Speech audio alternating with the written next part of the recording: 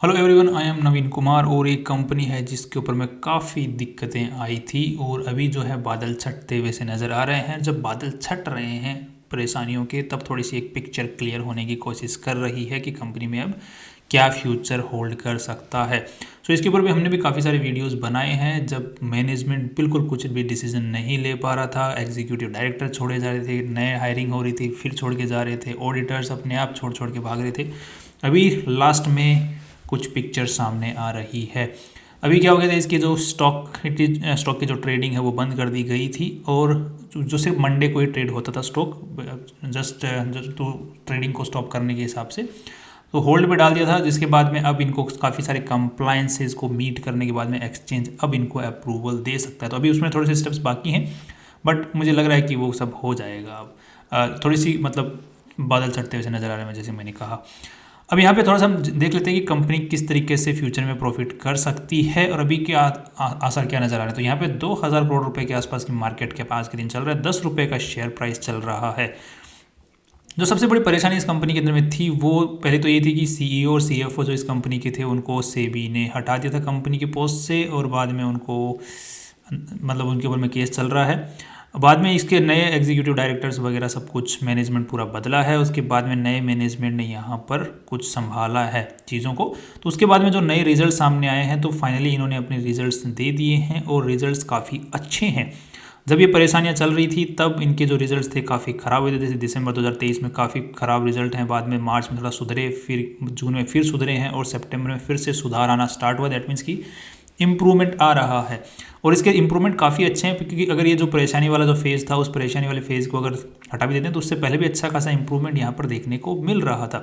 तो अब यहाँ पे अंदाज़ा हम ये लगा सकते हैं कि वापस से उस स्टेज पे कंपनी रेवेन्यू को पहुँचा सकती है, बिकॉज चीज़ें सही बैठ रही हैं, वहाँ पर सही होने जा रही हैं। सेबी के कंप्लायंस के हिसाब से सब चीज़ें चल रही हैं।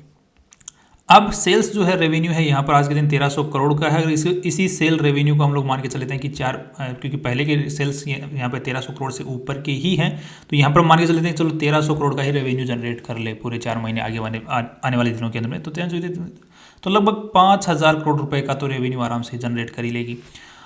नेक्स्ट अगर हम इनके नेट प्रॉफिट्स की बात करते हैं, दैट इज अराउंड 196 करोड़। तो यहाँ पर पहले के जो नेट प्रॉफिट्स हैं उनके मुकाबले अगर हम लोग देखते हैं कि 200 करोड़ ही कमा लेते हैं अगर आगे आने वाले जो कुछ जो क्वार्टर्स हैं उनके अंदर में, तो यहाँ पर 200 करोड़ तो 800 करोड़ रुपए वहाँ से कमा लेगी। तो 824 तो लगभग 2.3 का पी रेशियो बन जाता है। That is very good. P ratio कैसे बनता है? Market cap divided by earnings पूरे साल की। तो 4 क्वार्टर की पूरे साल की हो जाती है, पूरे साल का हो गया तो 800 करोड़, 800 को डिवाइड कर दो 824, तो लगभग 2.5 का पी रेशियो जो कि यहाँ पर निकल के आता है। अब जो इसी सेक्टर में जो दूसरी कंपनियां काम करती हैं उनका पी रेशियो आज के दिन क्या चल रहा है, तो यहाँ पर अब ये जो पर्टिकुलर बीसीजी कंपनी है ये एडवर्टाइजिंग एंड मीडिया सेक्टर के अंदर में काम करती है। तो इसी सेक्टर में एक कंपनी है जो कि साइन पोस्ट नाम से कंपनी काम करती है। इसका मार्केट कैप भी 2000 करोड़ का ही है। तो इसका जो अगर हम पी रेशियो चेक करते हैं यहाँ पर, तो दैट इज अराउंड 37 का। तो हम मान के चलते हैं कि अगर ये कंपनी भी 30 या 25 या 30 के आसपास के पी रेशियो के ऊपर में जाती है, तो इसका जो प्राइस है यहाँ से जंप करके, क्योंकि सब चीज़ें सही हो रही हैं, पहले दिक्कतें थी, सेबी का थोड़ा सा ऊपर का बिजली गिरी थी सेबी की तरफ से, उसके बाद में दिक्कतें आई तो सब कुछ खराब हो गया, वापस सही हो रहा है, तो वापस उस पी के आसपास में जाना चाहिए। तो 25 एटलीस्ट जाना चाहिए। तो 2.5 के पी को 25 जाएगा तो प्राइस को कहाँ जाना पड़ेगा? 10 गुना। तो यहाँ पर 10 गुना चांस बन रहे हैं, देखने में लग रहा है कि बन रहे हैं। दूसरा, अब पीबी रेशियो की अगर हम लोग बात करते हैं जो कि कंपनी के एसेट्स के हिसाब से, तो यहाँ पे 0.25 का पीबी रेशियो आज के दिन चल रहा है। That's again very good. जिसको कंपेयर करते हैं तो वो भी बहुत अच्छा चल रहा है। वैल्यू कंपनी की सेल के अकॉर्डिंग, रेवेन्यू के, नेट प्रॉफिट्स के हिसाब से और ग्रोथ के हिसाब से जो आज के दिन प्राइस चल रही है वो भी बहुत डाउन चल रही है, क्योंकि हम इसको अब एक नॉर्मल कंपनी की तरह मान के चल रहे हैं कि चीज़ें सही हो रही हैं। कंपनी ने काफ़ी सारे नए इनिशिएटिव्स लिए हैं जिनके बारे में आप लोग इनकी जो जनरल अनाउंसमेंट्स हर वीक होती हैं, हर वीक इनकी जनरल अनाउंसमेंट्स होती हैं, उनके अंदर में आप पढ़ सकते हैं।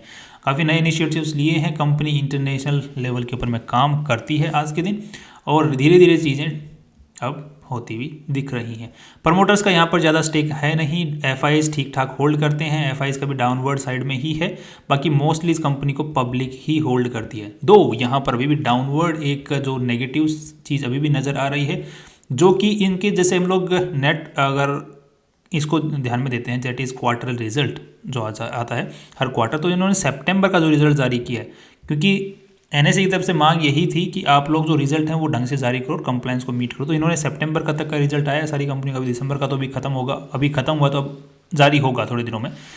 तो इन्होंने कंप्लायंस पूरे कंप्लीट है। तो ये जो रिजल्ट है, जो रेवेन्यू है, रेवेन्यू अच्छा है, नेट प्रॉफिट अच्छा है। बट अगर हम लोग इसको खोल के देखते हैं ये पर्टिकुलर डॉक्यूमेंट को जो इन्होंने जारी किया है, उसमें कैश फ्लो जो स्टेटमेंट है उसमें ज़रूर एक खराबी नज़र आ रही है कि कैश फ्लो ज़्यादा अच्छा कुछ खास नज़र नहीं आ रहा है, जो कि ऑपरेटिंग एक्टिविटीज से दिख रहा है। जैसे कि यहाँ पर हम लोग देख पा रहे हैं कि 2024 का हाफ ईयरली का जो कैश फ्लो है दैट इज़ नेगेटिव। पिछले साल भी नेगेटिव था, इस साल भी नेगेटिव है। ट्रेड रिसीवेबल्स बहुत ज़्यादा पाइलअप हो रहे हैं और यहाँ पर कंपनी के शॉर्ट्स मतलब मेनली जो ट्रेड रिसीवेबल वाला जो सेगमेंट है वो बहुत ज़्यादा पाइलअप हो रहा है।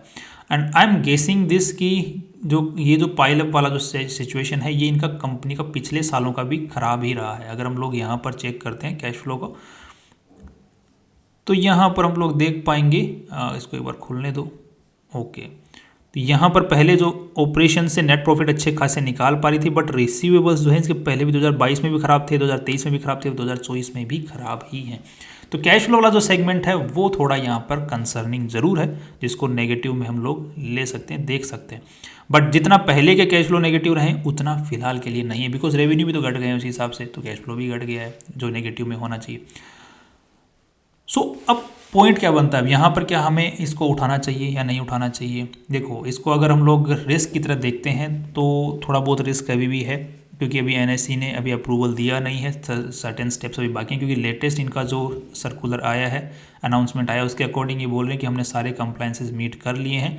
अब यहाँ पे सिर्फ सेबी को रीलिस्टिंग का प्रोसेस है, वो verification by exchange, site visit by exchange, issuance of circular and special exchange procedure for relisting, ये 4 स्टेप्स अभी बचे हुए हैं। तो अभी साइट विजिट होनी बाकी है, वेरिफिकेशन होगा एक्सचेंज का डॉक्यूमेंट जो इन्होंने सबमिट करेंगे उसका, और बाद में इनका रीलिस्टिंग होने वाला है। बाकी इनको जो कंप्लाइंट हैं वो सारे मीट कर चुके हैं, तो that's very good. So I am hopeful here. तो जिनके पास में भी इस कंपनी के शेयर्स हैं वो थोड़ा सा सहूलियत फील कर सकते हैं। बाकी जिन भाइयों को अगर लगता है कि मुझे भी इस कंपनी का शेयर्स चाहिए नहीं, तो आप मंडे को ट्राई कर सकते हैं। हर मंडे को इसका शेयर का ट्रेडिंग होता है और पिछले कुछ मंडे से कंपनी के शेयर्स के अंदर में कुछ ज़्यादा उतार चढ़ाव नहीं देखने को मिल रहा है अगर हम लोग प्राइस को देखते हैं तो, बिकॉज यहाँ पर सिर्फ अपर सर्किट लग रहा है।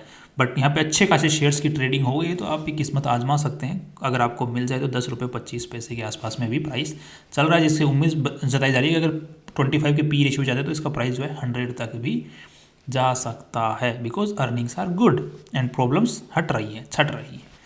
जो इनके पुराने CEO और CFOs हैं उनके लिए भी प्रॉब्लम्स बनी हुई हैं, कोई दिक्कत वहाँ, बट वो एंटिटी अलग हो रखी है उनसे, पूरी की पूरी सेपरेट कंपनी हो रखी है। अब नए है, पूरा मैनेजमेंट संभाल रहा है इसको, राइट। तो I am hopeful, I think you should be hopeful as well. अगर आपको लगता है ऐसा तो आप अपने हिसाब से और रिसर्च करें, और आपका पैसा मेहनत से कमाया हुआ है उसको हिसाब से अपने रिस्क कैपिटल के हिसाब से लगाएं अगर मिलता है तो अपने जो कैपिटल है टोटल जो एंटायर पोर्टफोलियो इसका 2-3% तक इसमें लगा के छोड़ दिया जा सकता है लगभग 1 साल के लिए। तो जिसके बाद में इसका अगर फुल पोटेंशियल निकल के सामने आता है तो अच्छा खासा पैसा हो सकता है।